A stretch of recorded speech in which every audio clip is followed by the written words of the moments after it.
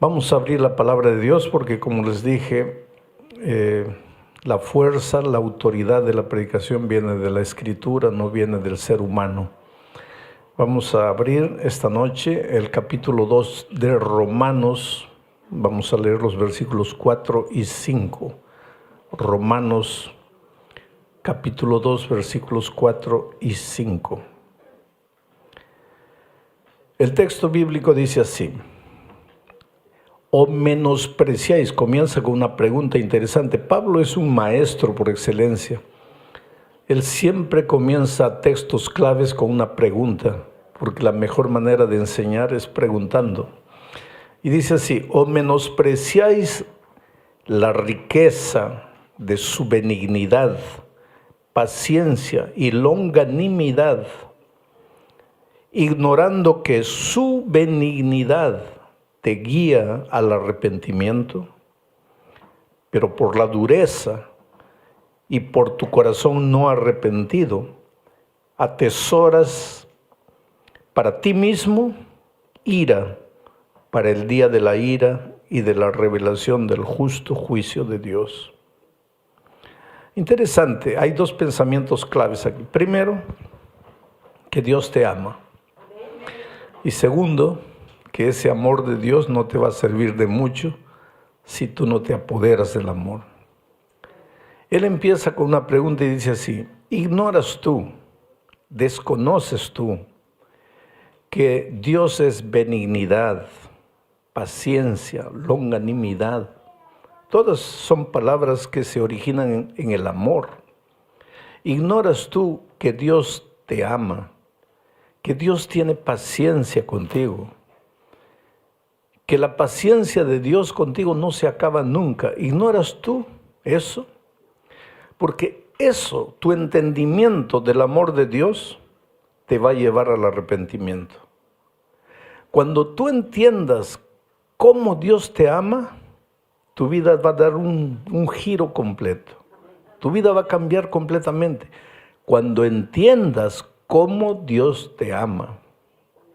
Entonces esta noche yo voy a tratar de explicar el amor de Dios. Es una ingenuidad humana querer explicar el amor de Dios, porque el amor de Dios es insondable. Hay un poeta que escribió una poesía, después le colocaron música y se transformó en un himno que las iglesias cantan. La letra de esa poesía dice así: si todo el cielo fuera un papel inmenso, si cada ser humano fuera un escritor, si cada hoja de árbol fuera un pincel, si todo el agua del mar fuera tinta, no sería suficiente para escribir el gran amor de Dios. Quiere decir que palabras humanas nunca van a describir el amor de Dios. Solo que hay unos conceptos equivocados con el amor de Dios. Y uno de esos conceptos equivocados es que Dios se va a cansar de amarte si tú no aprovechas el amor de Dios. Esa es una tontería. ¿Cómo es que Dios se va a cansar de amarte? Otro concepto equivocado: Dios te ama solo si te portas bien. Si te portas mal, Dios no te ama. Esa es otra tontería. ¿Por qué digo tontería? Porque Juan dice que Dios es amor. Dios es amor. Y Dios es eterno. Y si Dios es eterno y su amor es eterno, entonces el amor de Dios no se acaba nunca. Nunca. Si tú eres bueno, Dios te ama. Si tú eres malo, Dios también te ama. Si tú aceptas la palabra de Dios, Dios te ama. Y si no quieres saber nada con la palabra de Dios, te sigue amando. Si andas en sus caminos, Dios te ama. Y si tú no quieres andar en los caminos de Dios, también te ama. Si aceptas el amor de Dios, Dios te ama. Y si no lo aceptas, también Dios te ama. Sabes que en todos estos años de ministerio, que no fueron pocos, Una de las cosas más difíciles que yo he tenido como pastor ha sido convencer al ser humano de que Dios le ama. Y esta noche yo te miro a los ojos para decirte una cosa. Mira, Dios te ama. Tú eres precioso a los ojos de Dios. La cosa más linda que existe para Dios en este mundo eres tú. Así con los defectos que tienes, con las virtudes que tienes, con las cosas buenas que cargas en tu corazón, con las cosas malas. Tú eres precioso a los ojos de Dios. Dios jamás te va a dejar de amar, jamás. Hagas lo que hagas, vivas como vivas, te portes como te portes. Dios siempre te va a amar, porque Él es eterno y su amor es eterno. El otro día un ancianito, me dijo: pastor, con todo respeto, eso que usted predica, eso es peligroso. Le dije: ¿qué cosa? Que Dios es amor, que Dios siempre te va a amar, que hagas lo que hagas, vivas como vivas, Dios te va a amar. Eso es peligroso. Y le digo: ¿por qué es peligroso? Me dice: porque entonces la gente va a pensar así. Pues si Dios me ama, ¿para qué me preocupo? Yo puedo vivir como quiera. Dios me ama, Dios nunca me va a dejar de amar. Ya estoy bien, ya estoy salvo. No, querido. Yo te estoy hablando del amor de Dios, no te estoy hablando de la salvación. El amor de Dios por ti nunca se va a acabar. Pero ese amor que Dios te tiene no te sirve de nada si tú no aprovechas el amor de Dios. Te voy a hacer una ilustración. Yo vivo en Brasil hace muchos años, pero yo nací en el Perú. He vivido la mayor parte de mi vida en el Brasil. El río Amazonas desemboca en el Brasil, al Océano Atlántico. Pero el río Amazonas nace como un hilo de agua en las alturas del Cusco, allá en Perú. Y a medida que va avanzando, pues va recibiendo afluentes y va creciendo, creciendo, creciendo. Cuando llega a desembocar al Océano Atlántico en el Brasil, es un río, pero un río gigantesco. Tú te paras en una orilla y no logras ver la otra orilla. De tan grande, tan largo y tan fuerte que es el río Amazonas.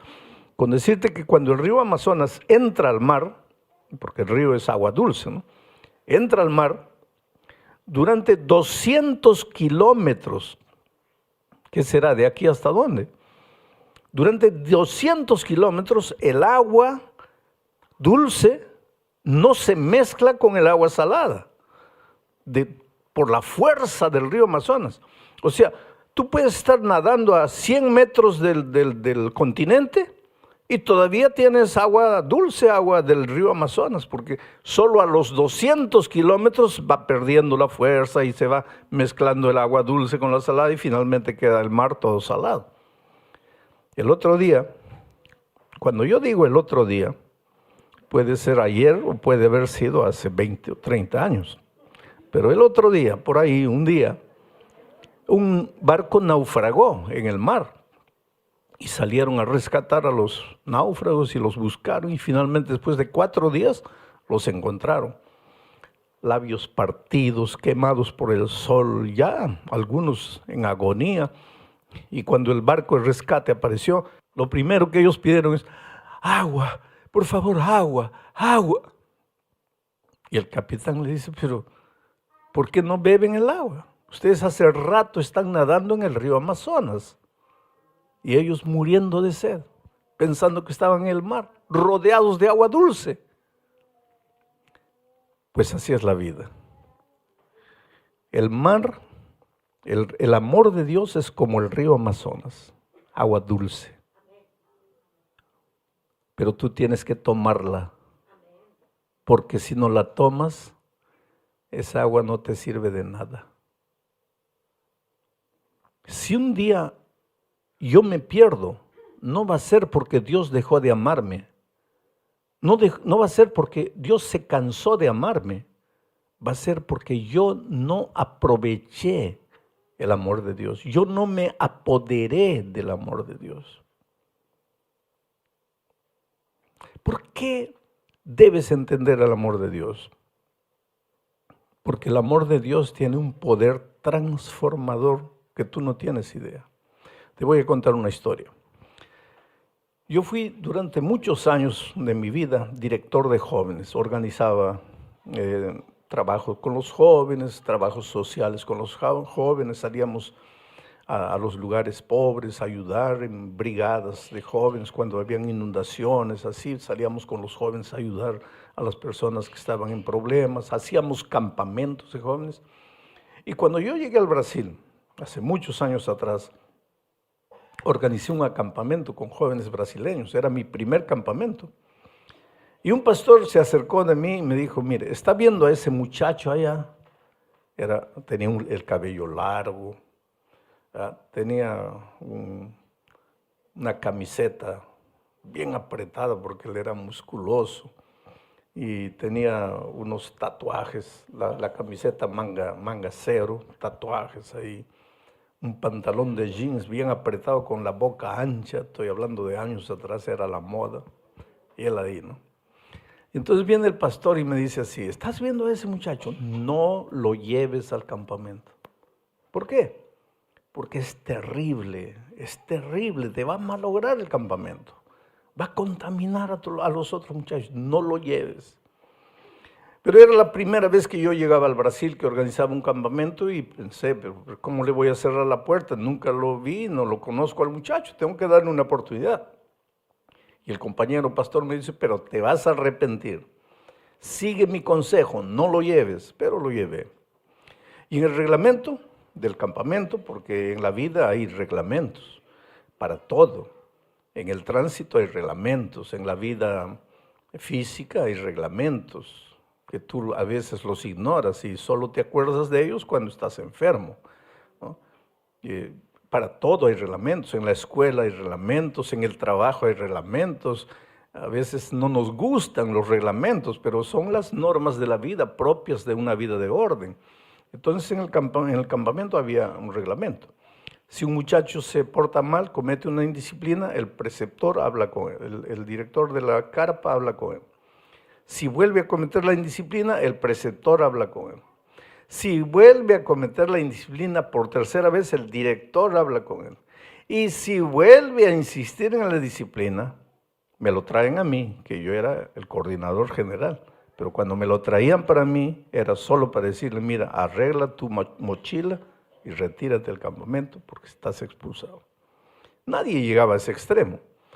Pero este muchacho era peor de lo que mi compañero me dijo. Ya el primer día entró reventando todo, abrió el director de la carpa, se rió en la cara del director. Abrió el preceptor porque cometió la indisciplina segunda vez, se rió en la cara del preceptor. Cometió la indisciplina la tercera vez, habló el director, se rió en la cara del director. Y una noche, era 11 de la noche, estábamos haciendo una hoguera grande, bonita. El director se me acerca y me dice, cometió la misma indisciplina por cuarta vez, tienes que expulsarlo. Pero era 11 de la noche y el campamento era en un campo así, abierto, lejos de la ciudad. Y yo pensé, si lo sacamos a esta hora, ¿dónde se va a ir? A 11 de la noche, ya no hay carros, ya no hay nada. No, voy a hablar con él mañana. Pero él no me dejó llegar el día siguiente, porque más o menos a la 1 de la mañana, 2 de la mañana, todo el campamento durmiendo, oscuro en el campo, porque nos alimentábamos de un motor, de electricidad con un motor, pero ese motor se apagaba para que todo el mundo durmiera. Todo oscuro, y este muchacho comenzó a abrir las carpas de las chicas con agua helada y les echó agua helada y pues en la oscuridad las chicas durmiendo no sabían qué estaba sucediendo, salían y se tropezaban con las cuerdas de las carpas y caían por aquí, caían las carpas, se venían abajo y la gritería y todo oscuro, no sabíamos qué hacer. Y yo salgo de mi carpa para ver qué pasa y en el centro del campamento un muñeco de trapo enorme, ardiendo y en el pecho, Pastor Bullón. Ahí se me acabó la paciencia, ¿no? Pero gracias a Dios, el texto dice que la paciencia de Dios no se acaba, pero la mía se acaba. Y dije, no, este sale ahora del campamento. Este no se queda un minuto más. ¿Dónde está? Está allá en su carpa. Y cuando llego, el tipo está con su mochila lista y me dice así, no digas una palabra porque yo ya me voy. Quiere decir, el tipo ni me dio el gusto de expulsarlo porque él ya se había expulsado solo. No me digas nada que yo ya me voy. A mí nadie me expulsa, yo ya me voy. Pero en ese momento cambió todo dentro de mí. Y le dije, pero ¿quién dice que te vas? Como quien dice, tu reglamento. Le dije, no, yo no vine a expulsarte. ¿Y viniste a qué? Yo vine a decirte que por favor te quedes. Que me quede. Sí, que te quedes. ¿Por qué quieres que me quede? Porque yo te amo. Es la actitud agresiva de ese muchacho cambió. Se puso tenso, me miró. Me dice, ¿qué? Yo te amo. Y las lágrimas comenzaron a rodar. Y me dice, por favor, no me digas que me amas. Dime que yo no valgo. Dime que yo soy malo. Dime que yo no merezco quedarme aquí en el campamento. Expúlsame, bótame, castígame, hazme lo que quieras. Pero no me digas que me amas. Le digo, ¿por qué? Y empezó a llorar y dice, porque nadie me ama. Mis papás no me aman. La iglesia no me ama. Mis profesores no me aman. Mis amigos no me aman.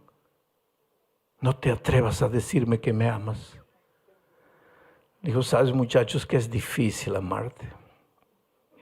Tú no te dejas amar. Pero dame una oportunidad de amarte. Déjate amar. No. Yo me voy. Digo, quédate. ¿Para qué? Te necesito.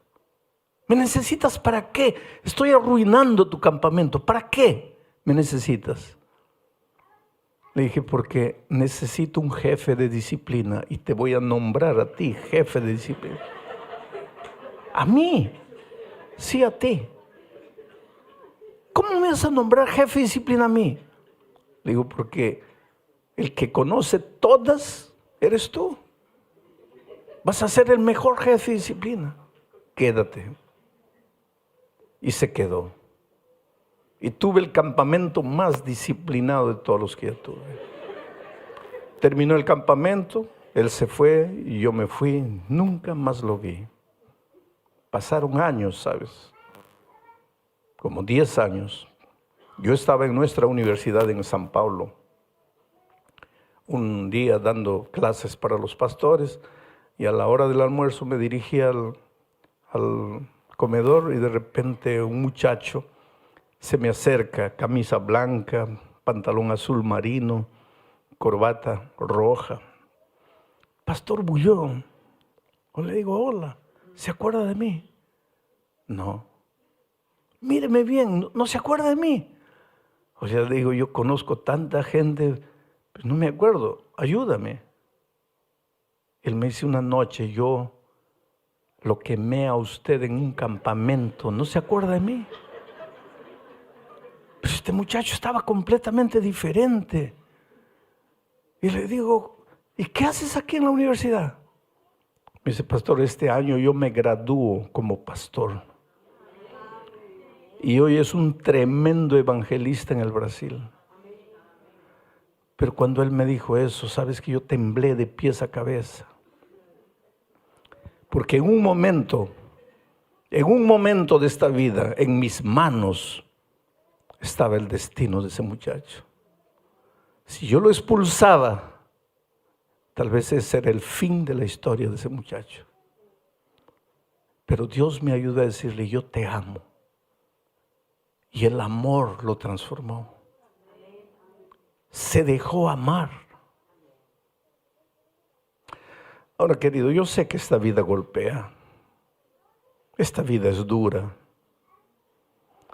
El otro día una muchacha de 22 años se acercó de mí y me dice, pastor, míreme.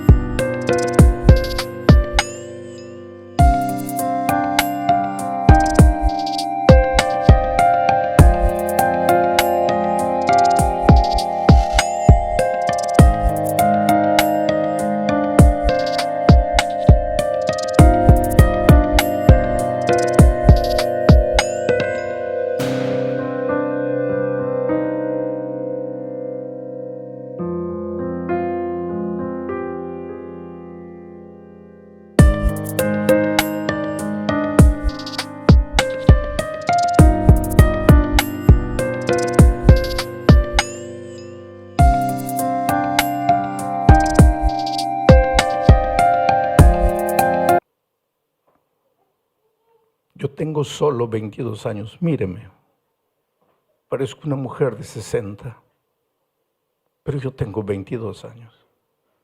Esto es lo que resta de mí. Le he escuchado la predicación esta noche.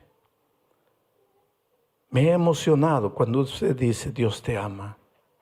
Pero míreme, cuando yo tenía 3 años de edad, mis padres murieron en un accidente de tránsito. Me quedé sola, una niña de 3 años. Mi abuela me recogió para criarme. Cuando yo tenía 12 años de edad, mi abuela murió. Me dejó sola. Entonces una vecina de mi abuela me recogió, no tanto para criarme, sino porque quería quedarse con la casa de mi abuela. Pero me recogió. Y una noche, el esposo de esa mujer entró a mi cuarto y me violó. Yo tenía 12 años, pastor. Salí de casa. ¿A dónde iba a ir? Una niña de 12 años. Empecé a vivir en la calle. Me violaron una vez. Me violaron otra vez. Me violaron otra vez.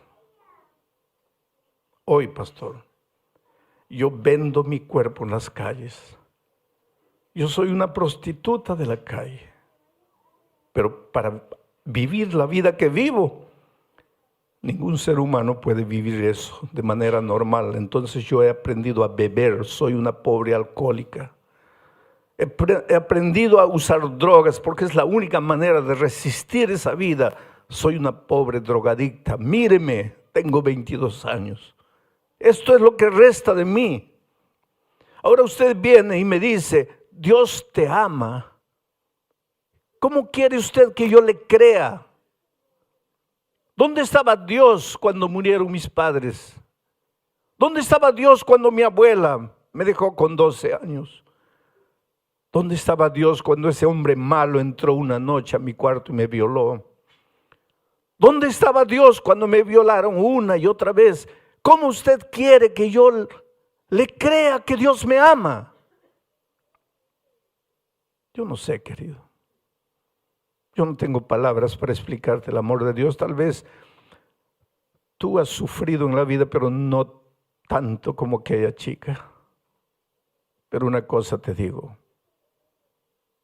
Eres precioso a los ojos de Dios, aunque las circunstancias de la vida, aunque tu propia historia te diga que no, eres lo más precioso que Dios tiene en esta vida. Y en la Biblia Dios no se cansa de declararte su amor. Dice, con amor eterno te he amado. Con amor eterno te he amado. En la Biblia hay una historia interesante de un profeta. Sabes que a veces Dios tomaba a los profetas y les hacía vivir una historia, para que entendieran el mensaje que ellos después deberían transmitir al pueblo. Y Dios tomó a un profeta y hay un libro entero con su nombre aquí en la Biblia. Y le dijo así, ve a la calle, toma a una mujer de la calle, a una prostituta, y cásate con ella. desfila en la iglesia. Yo estoy adornando, yo estoy trayendo la historia para nuestros días. Desfila con ella en la iglesia, ella vestida de blanco y velo y guirnalda. Y el profeta le dice, pero Dios, yo soy un profeta, ¿cómo vas a pedir que haga eso? Y Dios le dice, ve, eres mi profeta, obedéceme, ve. Y él va y se casa con la mujer y desfila en la iglesia de blanco. Y todo el mundo se ríe del profeta. Y los hombres que estuvieron con esa mujer se ríen del profeta. Pero él no tiene vergüenza de declarar públicamente que ama a esa mujer y se casan. Un tiempo después, la mujer queda embarazada,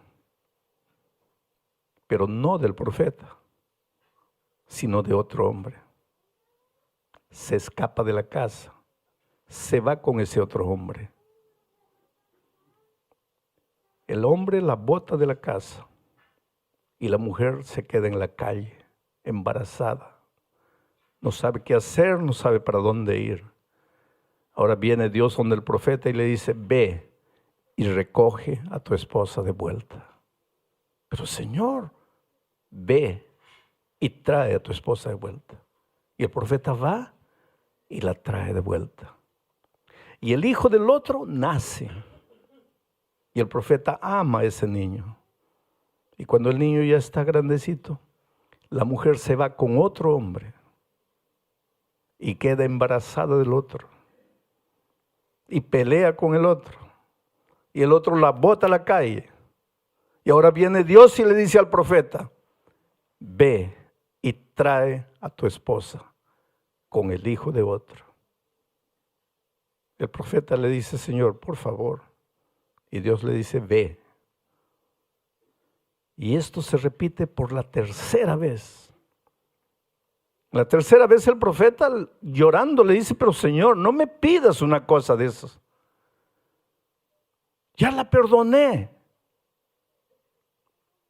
Y entonces Dios le dice, ahora dile a mi iglesia, dile a mi pueblo que yo soy tú y que mi pueblo es mi esposa, que me deja, que se va, que se destruye, que se arruina. Y cuando no sabe qué hacer, cuando no sabe a dónde ir, cuando la malogró toda, se acuerda de mí y yo lo recibo. Dile a mi pueblo que yo lo amo, que yo no me cansaré de amarlo nunca. Y eso es lo que quiero decirte, querido. Esta noche tú no tienes derecho de salir de aquí sintiéndote solo en la vida, sintiéndote abandonado o sintiendo que porque eres malo Dios no te ama. Dios te ama. Eres lo más precioso que Dios tiene en esta tierra. Y Dios trata de ilustrar ese amor en su palabra de muchas maneras. Él pregunta así, ¿se olvidará la mujer del hijo que dio a luz? Y dice, tal vez ella podría olvidarse, pero yo nunca me olvidaré de ti. Pero ahí está haciendo él una figura. Dice, ¿cómo una mujer se va a olvidar del hijo? No, el amor de la madre es insustituible. Pero él dice, pero hasta una madre podría olvidarse, pero yo no me olvidaré de ti. Ahora, para que entiendas lo que es el amor de madre, te voy a hacer una ilustración real, práctica. ¿Has visto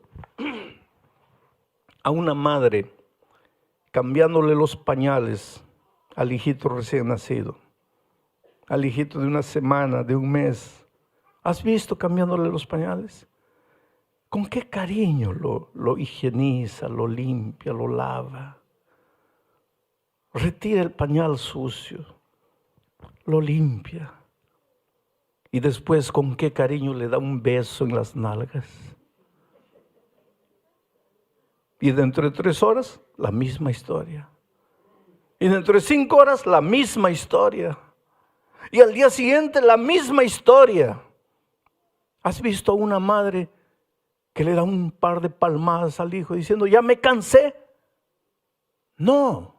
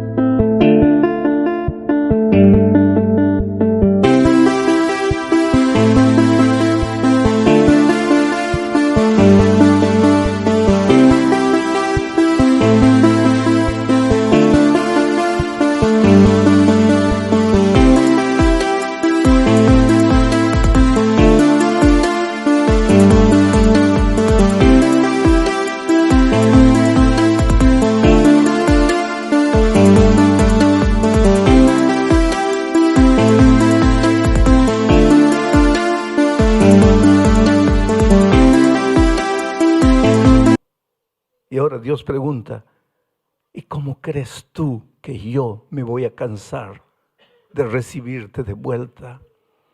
¿Cómo crees tú que yo me voy a cansar de amarte? Entonces Pablo pregunta en el texto de esta noche, dice, pero si menosprecias el amor de Dios, si no entiendes que Dios te ama, entonces te sientes inseguro en la vida. Entonces te sientes merecedor de cosas malas. Y tú sabes que el complejo de culpa es terrible. El otro día yo presencié una escena dramática allá en Brasilia. Un carro perdió el control, se fue, chocó al otro, murió, literalmente en la hora murió el otro conductor.